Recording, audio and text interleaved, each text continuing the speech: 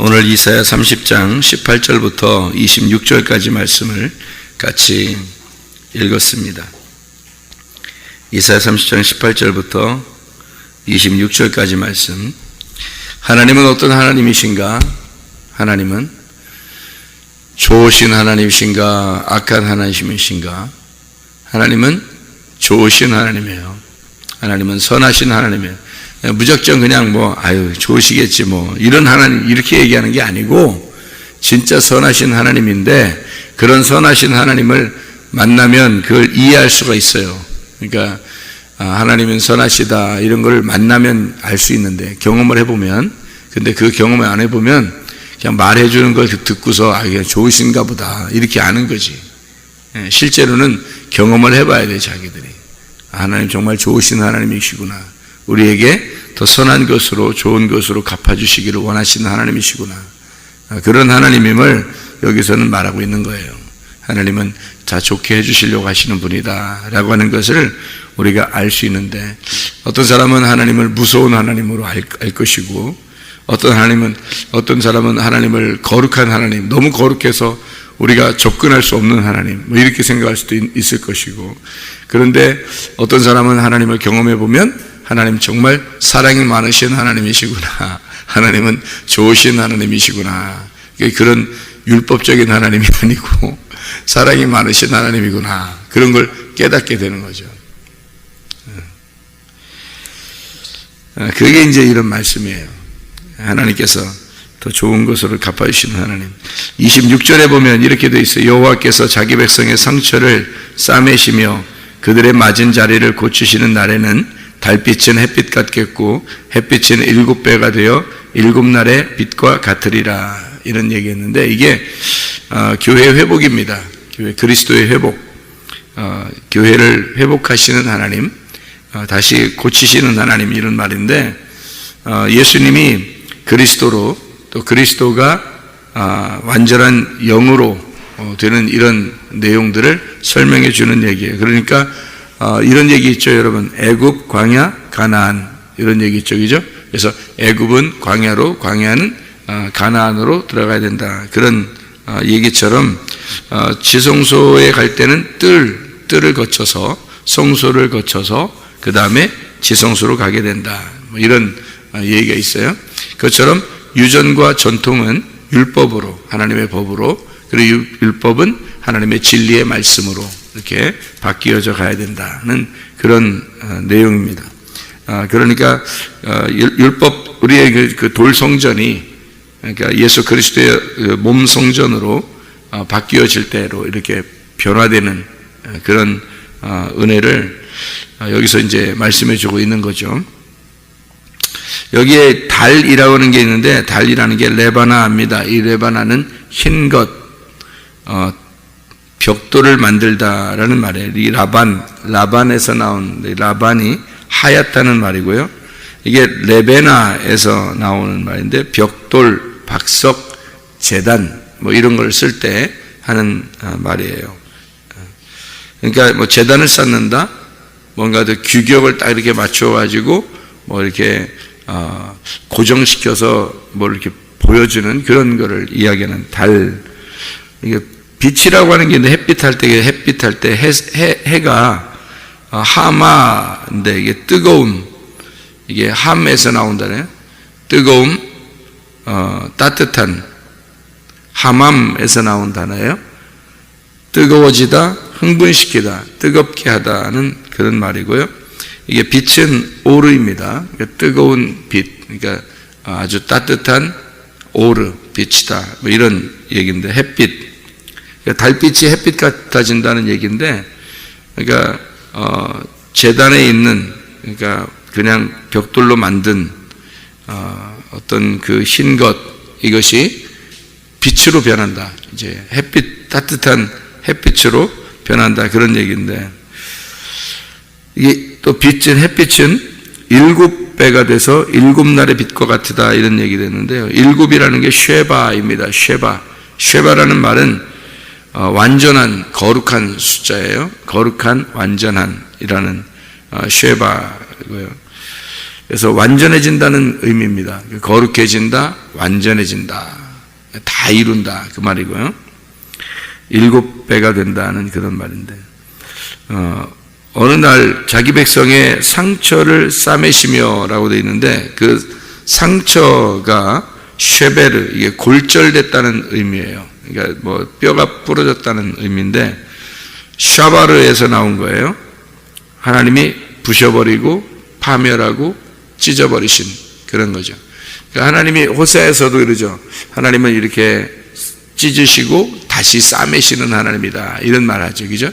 그러니까 사랑의 하나님을 표현할 때 그냥 무작정 우리를 사랑하신다는 게 아니고, 하나님은 우리를 찢으시고 다시 상처를 꼬매주시는 하나님이다, 이렇게 표현을 해요. 그러니까 왜 그렇게 두 가지로 이렇게 표현을 하냐면, 예수님 그냥 하나님 우리를 사랑하신다 이러면 끝나는데, 그게 아니라 상처를 내시고 그 상처를 이제 꼬매주시는 하나님, 그러니까 때리고 상처를 이제 어루만져 주시는 하나님, 뭐 이렇게 꼭 두 가지로 표현을 해요. 사랑이 많으신 하나님을. 그 말은 먼저 하나님이 어떤 하나님이냐면 거룩한 하나님이란 말이에요. 그리고 두 번째 이제 싸매주시는 하나님을 사랑의 하나님이다, 이렇게 표현하는 거예요. 그러니까 하나님의 그 속성이에요, 그 두 가지가. 그러니까 하나는 찢으시고 하나는 꼬매주신다, 이런 거거든요. 그거를 정확하게 알아야지, 그냥 하나님 무조건 사랑이 많으신 데는 어느 날 자기를 확 찢어버려요. 그러면 하나님이 이럴 수 있습니까? 뭐 이렇게 되는 거죠. 모르니까. 하나님이 왜 그렇게 하는지를 모르니까. 근데 원래 하나님 원래 그러신 분이에요. 원래 그러신 분인데 그거를 잘 모른다는 거예요. 우리가 율법적으로 사는 사람들은 율법이 우리를, 거룩한 율법이니까 거룩한 율법이 나를 찢는 행동을 해요. 근데 그 율법이 하나님이라고. 그러니까 하나님이라는 그 율법이 나를 상처를 내는 것을 하신단 말이에요. 그리고 이제 그것을 하나님의 그 빛이 와서 우리를 치료하시고 우리를 싸매시고, 이게 사랑의 긍휼의 하나님이란 말이에요. 그러니까 두 가지 속성을 그대로 나타내는 거죠. 그게 마치 성경에서 창세기에 있는 2장과 3장에 있는 에덴 동산 중앙에 선악과와 생명나무가 같이 있는 것과 똑같은 거예요. 이게 그 에덴 동산 중앙에 하나님의 마음이 있다라는 그 마음을 두 가지를 설명한 거예요. 선악과와 생명나무로. 선악과는 선악으로 찢는 행동이잖아요. 그죠? 선악으로 찢는 행동. 생명은요, 덮어주는 행동이란 말이에요. 그래서 하나님은 이 두 가지를 다 같이 가지고 있어서 반드시 상처를 먼저 내요. 그리고 그 다음에 싸매주신 하나님이란 말이에요. 그걸 호세아가 설명한 거예요. 호세아가 사랑이 많으신 하나님, 이렇게. 그래서 우리들이 잘못하는 거 있으면 그대로 그냥 넘어가시는 하나님이 아니고 반드시 지적합니다. 그리고 선악으로 지적하고요, 율법으로 찢습니다. 그러니까 마음을 괴롭히는 거죠. 그러니까 설교를 들을 때 어떤 사람은 마음이 괴로운 사람이 있을 것이고, 설교를 들을 때 하나님의 그 사랑을 깨닫는 사람이 있을 거란 말이에요. 그런데 둘 다 하나님의 말씀이라는 거죠. 둘 다. 왜냐하면 하나님은 이쪽 어떤 사람에게는 그렇게 자기가 이제 율법적으로 비추어 볼 때, 거울을 비추어 볼 때 자기가 죄라는 것이 드러나게 되면, 그러면 자기 가슴이 찢어질 것이고, 그죠? 근데 어떤 사람은 그 찢어진 가슴을 가지고 하나님 앞에 왔단 말이에요. 그래서 하나님, 내가 정말 이런 죄인입니다, 용서해 주세요. 그러면 하나님은 그 사람을 사랑으로 덮어주실 거라는 거죠. 이게 이제 하나님의 그 속성이에요. 마음, 하나님의 마음. 그래서 상처라고 하는 게 어떤 단어냐면 쉐베르, 골절됐다, 부러뜨렸다, 부셔버렸다는 말이고요. 그게 샤바르에서 파멸시켰다, 찢었다는 그런 내용에서 온 것입니다. 그걸 이제 싸매시며라고 하는 말이요, 하바쉬입니다. 이것을 견고하게 붙들어 맨다, 감싸준다, 이런 말이에요. 그러니까 싸매시며, 그 말은 덮어주는 걸 의미하는 거죠. 덮어준다, 감싸준다, 이런 의미예요. 맞은 자리를 예서요, 맞은 마카, 대학살입니다. 하나님이 학살하듯이 아주 죽여버리는 이런 얘기예요. 이게 자리는 마하츠입니다. 때려 부신 장소죠. 깨부시는. 그래서 완전히 깨뜨려서 부셔버리는 이런 얘기입니다.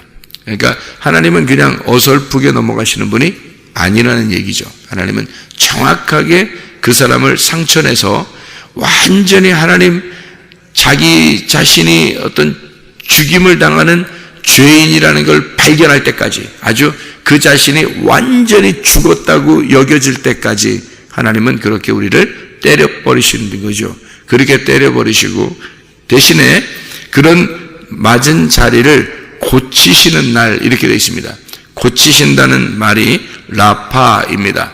여호와 라파 할 때 아시죠? 라파, 치료하시는 하나님, 그 치료하다, 온전케 하다라는 말입니다.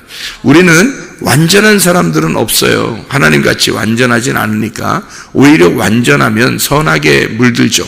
그래서 선하기라고 하는 것은 완전합니다. 완전이라고 하는 것은 율법과 같고 선악과 같아요. 그래서 하나님만이 완전하시니까 그 완전을 하신 하나님이 우리를 심판하시는 거예요. 심판. 그러니까 사람이 자기가 완전하다고 생각하니까 다른 사람을 비판하고 판단하고 심판하는 거거든요. 그러니까 완전한 사람은 없어요. 이 세상에. 하나님밖에. 하나님만 선악과신데 사람들이 선악과를 먹으니까 사람들을 비판하고 자기들이 판단하고 그러는 거예요. 그게 자기가 완전하지 않은데도 선악과 먹으니까 자꾸 판단하고 비판하고 그러는 거예요. 근데 이게 그 자체는 하나님이셔야 된단 말이죠. 하나님은 거룩하시고 완전하시고 선악을 분별하시는 판단자, 재판장이시란 말이에요. 그게 재판하시는 하나님이시란 말이에요. 공의로운 하나님, 재판하시는 하나님, 그게 선악을 정확하게 아시는 하나님이란 말이에요. 그 선악과의 하나님이시고요.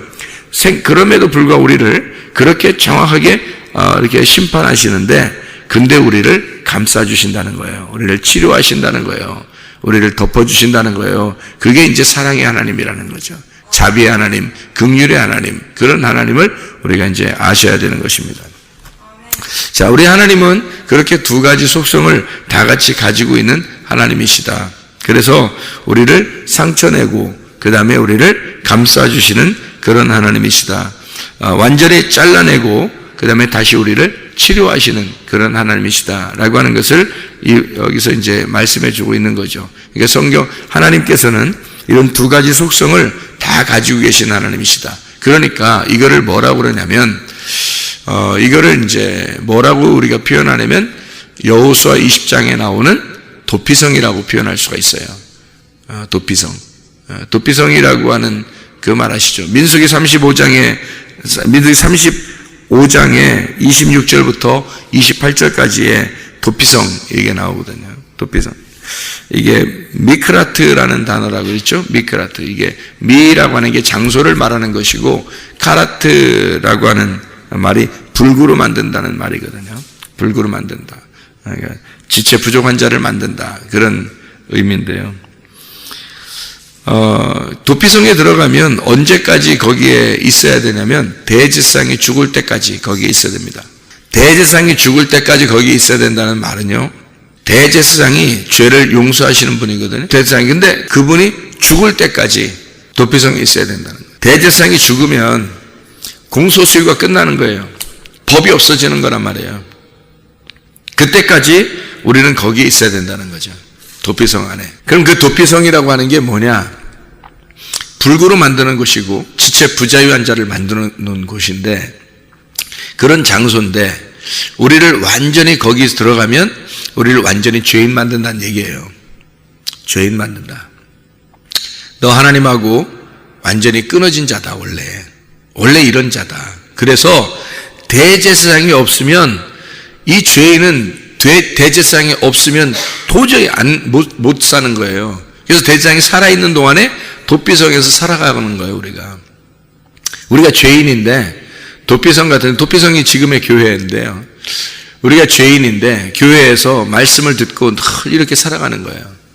그런데 이게 대제사장이 죽을 때, 다시 말하면 나의 율법이 끝났단 말이에요. 율법이라는 게 대제사장의 율법, 죄인을 이제 정죄하는 건데, 그 죄인을 위해서 대제사장이 제사를 드려주는 거란 말이에요. 그 대제사장이 그 죄인을 위해서 죽었단 말이에요. 그러면은 이 율법이 그 죄인의 속에서 완성이 되어버렸단 말이죠. 율법이 완성이 됐다는 말이에요. 그러니까 완성이 되니까 더 이상 그 율법이 내 밖에서 나를 심판을 못하는 거예요. 대제사장이 죽었잖아요. 대제사장이 죽으니까 더 이상 그 율법이 밖에서 나를 심판을 못하는 거란 말이에요. 그러니까 나는 이제 자유하게 된 거지. 예수 그리스도가 십자가 못 박혀 돌아가신 것이 바로 그것입니다. 대제사장이 나를 위해서 죄를 끝낸 거예요. 그가 죽으심으로써. 더 이상 내가 정죄를 받을 수가 없다는 거죠. 율법으로 정죄를 받을 수가 없는 거예요. 이제는 죄가 뭐냐면 그 예수를 믿지 않는 게 죄예요. 믿으면 반드시 어떻게 되겠어요? 하나님 말씀을 사랑하게 돼 있어요. 그 말씀으로 살게 돼 있어요. 그래서 달빛은 햇빛 같게 되고 햇빛은 완전한 7배의 햇빛이 된다는 거예요. 이게 무슨 말이냐면 이런 말이에요. 달빛이라고 하는 건요 말이에요. 우리에게 달빛은 밤에 비추어 주는 거잖아요. 달빛은 밤에 비추어 주는 거죠. 마치 우리가 어둠에 있는 나를 비춰 주는 것과 같은 거예요. 그게 달빛이라고 하는 건데 그 달빛이 어떤 빛을 받아서 밤에 비춰주는 거죠? 응? 달빛은 왜 달빛이 빛나는 거예요? 예? 어떤 빛을 받은 거잖아. 달빛이 햇빛을 받은 거예요. 달빛이 햇빛을 받은 그 광명체란 말이에요. 그래서 달빛이 어둠에 비춰주는 거거든요. 그러니까 달빛은 뭘 의미하는 거냐면 햇빛을 받은 율법이란 말이에요. 달빛이. 그러니까 밤에 비추는 거예요. 어둠을 비춰주는 거예요. 어둠이라고 알려주는 게 달빛인 거예요. 그게 율법이라고. 그 율법은 뭐에서 받은 빛이에요? 햇빛에게서 받은 빛이라고. 그 햇빛은 뭐겠어 그러니까? 진리를 말하는 거예요. 진리의 말씀. 그러니까 자 보세요. 달빛은 햇빛 같겠고 라는 말은 이제 무슨 말이에요? 율법은 진리를 깨달았고 이 말이야. 네가 율법 안에 있었는데 율법이 너의 어둠을 비추었는데 근데 그 율법이 진리가 되었다. 네 안에서 진리가 되었다. 진리가 뭔지 깨닫게 되었다. 네가 율법만 알고 있었는데 율법이 정죄하는 율법인데 그런데 그 율법만 알고 있었는데 네가 비로소 진리를 알게 되었다. 그 진리를 알게 되었는데 그 햇빛이 7배가 된다는 거예요. 7날의 빛과 같이 된다. 이건 뭐예요? 완전한 빛이거든요. 거룩한 완전한 빛이 된단 말이에요. 그러니까 점점 어떻게 해요? 자, 율법은 진리로, 진리는 점점 더 밝은 곳으로 나가서 완전하게 되어진다라는 의미예요. 자, 어떤 사람에게? 하나님이 상처낸 자에게, 율법으로 완전히 부셔버린 자에게 그 사람이 하나님의 진리를 깨닫게 되고 그 진리를 깨달은 사람이 점점 더 완전한 빛으로 나아가게 된다. 그 말입니다. 하나님의 말씀 안에서 여러분이 그 진리를 깨닫고 그 진리 안에서 기쁨으로 살아가는 사람들 되시기를 바랍니다. 기도하겠습니다.